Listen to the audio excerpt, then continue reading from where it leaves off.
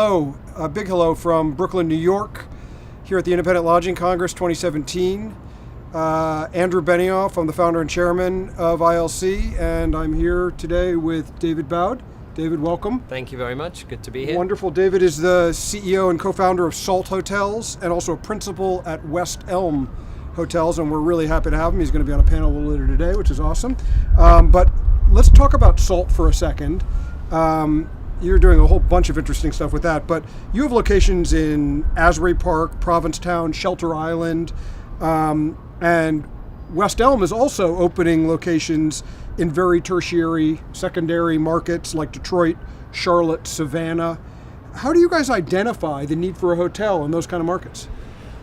You know, the first thing we really look at is what is the supply and what is the demand, but also, you know, a lot of the time it's opportunities that come to us that people are looking for our sort of hotel experiences, lifestyle boutique hotels in those areas, and I think there's a desperate need for really well operated design hotels in secondary markets, and both Salt and West Elm are out there looking at those markets, as well as particularly from a West Elm point of view of some of the key markets like, you know, Brooklyn. As West Elm is born in Brooklyn, it makes sense that we will do a hotel here at some point, but also in Manhattan, in LA, and in Miami.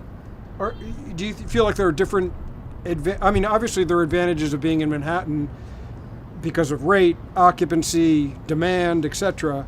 But are there advantages in these secondary, tertiary markets also? And what do you get from being there?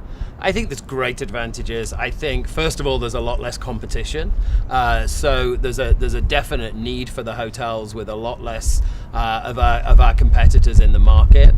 I think that particularly from a food and beverage point of view, I expect the hotels to do very, very well because we'll be world-class restaurant operations in areas that don't necessarily have those at the moment. Mm-hmm. We've certainly seen that. And I think that it's you know, New York and markets like New York are really hard to get into, whereas these markets are much, much easier. And with West Elm, we have 7 hotels under development right now, and you know, they've all come up in the last year or two, which is still New York nothing yet. So yeah, no, it's interesting.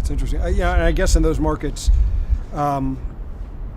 there's a lot less of those kind of interesting and well-run and well-designed hotels. So your direct rooms competition is going to be less, I'm assuming. It is, and you know, a lot of the competition that exists in those markets right now is much more of the bigger flagged properties and the limited service properties. And so what we're able to do is go in there and really create unique experiences, unique products that are really locally driven, and that's been the number one key from both Salt and West Elm, is being a hotel that really fits into the local neighborhood, and whether that is buying locally, whether that is sourcing locally. West Elm have been particularly successful within their retail side of things of creating local experiences. You don't go into any West Elm store and they're all the same. And the hotels will be very much like that. So local artists, local makers, local musicians, and really focusing on that local experience, which right now in most of the markets the competitors are not doing. We're coming in with our box. Interesting. You have been known to, in some of the stuff that I've read about you and some articles that have been done, you've been quoted as saying something that I think is very interesting, which is hire the attitude, train the skill. What does that mean? Yeah, I think hospitality is one of the few industries that you really don't need a high level of education for, and I think I'm the perfect example of that I didn't finish high school. I left home when I was 15 and I became a bellman, and I have worked for some incredible mentors over the years, some incredible companies, and I think ended up, you know, running some of the most interesting hotel companies for Ian Schrager and for Andre Balazs. So I think that I'm living proof that our industry is one that you can come into and you can really excel in without having a very high level of formal education.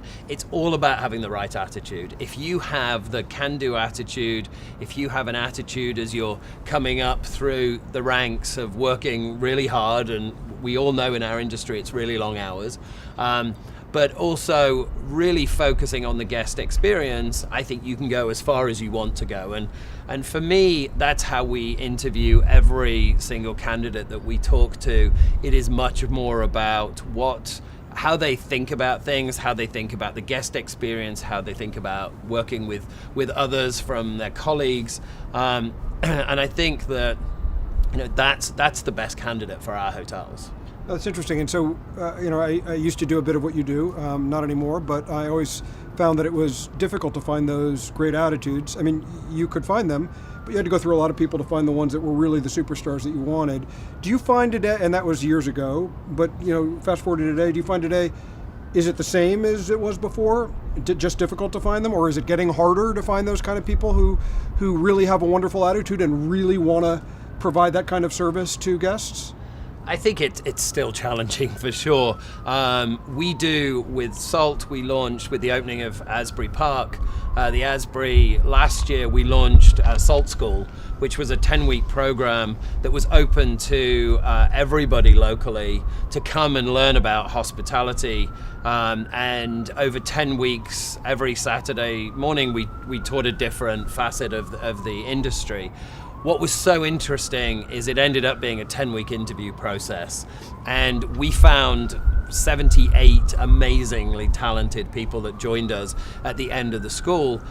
So I think it's about, you have to look deep, and but the people are definitely there, but you have to be very, very committed for training. And the training piece is, we can train anybody how to check somebody in on a computer. What we can't train is somebody who genuinely cares for people as they walk in the door. They're hot, give them water. They're lost, help them. And so it's a case of always sort of looking up. And so I think it's hard, but I think if you look hard enough, you will find the right people. Interesting.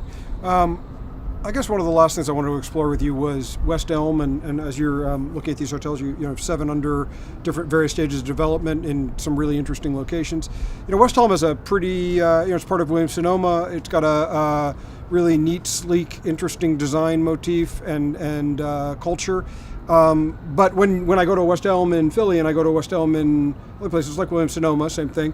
It's fairly similar from each of those locations. What they sell the couch that they sell me in Philly, at least as far as I know, is the same one that they're going to sell me in New York, and the same one I'm going to see in their store in LA, at least as far as I know. And tell me if I'm wrong. But so in that case, often these kind of hotels in these secondary, tertiary markets, especially, you want to sort of plug into what that community is about and that localized feeling and the culture there. And is having that similar West Elm motif in all these locations will allow you to do that, or are you going to change things up, or how will that work in plugging into the community?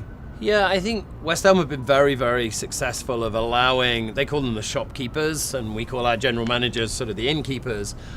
They've been very successful at allowing their shopkeepers to really drive local trends and to understand what, if you look at a sofa in Miami, West Elm, it will be different from what's provided here in Brooklyn. Okay, cool. And really we're taking that over to the hotel side of things. And right now, all of the hotels, all of the rooms and the public areas, but are all very, very different.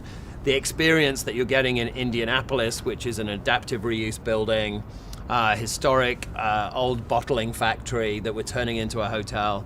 It's very, very large rooms, so we've got a lot of room to play with.